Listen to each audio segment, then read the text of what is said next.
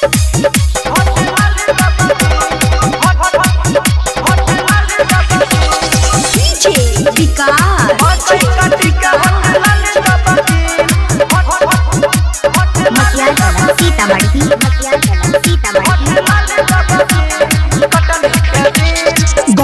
के भाई गले बुरा हाल हो, क्रीम पाउडर बिना सुखे हमर गालो।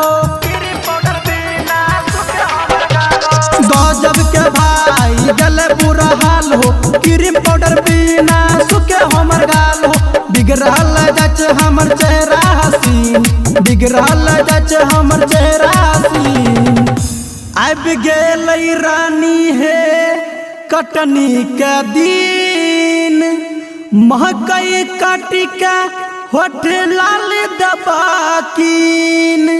अब गेल रानी है कटनी का दिन, कटनी का दिन, महकई काटी के होठ लाल दबाकीन।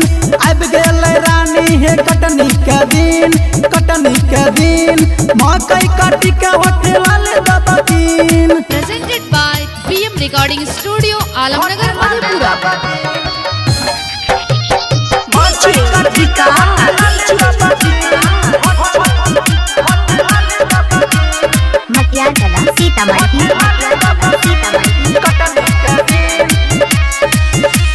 सारी दबा तो रानी मान खाई छिया तो हरी कसम, ज्यादा न हमरा पर गसबा, ढीला चया भी पोजीशन,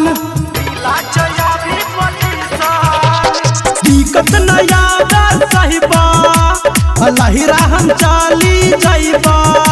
ज्यादा दबाबा दुख घूरी के हम नहीं आइबा।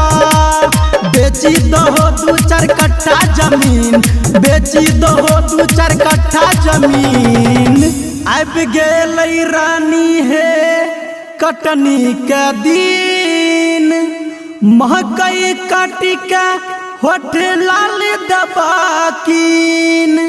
अब गेल रानी है कटनी का दिन, कटनी का दिन, महकई काटी के होठ लाल दबाकीन।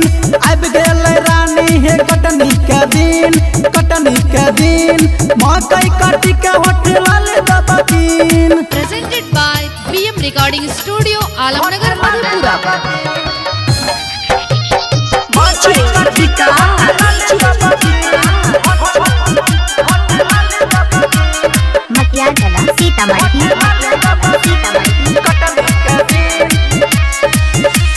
मकई कट जाई छिया बानी के डरा में कचिया, बेसी न मुकन फुलाबो, खाना बनाई के रखियो, खाना बनाई के रखियो। सुनो हे सैया वाला किसना, तोड़ा तो सूझै छ कुछ ना। राइटर डी के भूचल के सबटा तो भाग गेल दौनी। जाई के चलाब थ्रेसर मशीन, जाई के चलाब थ्रेसर मशीन। अब गेल रानी है कटनी के दिन, महकई काटी के होठ लाली दबाकीन। अब गेल रानी है कटनी का दिन, कटनी का दिन, महकई काटी के होठ लाल दबाकीन।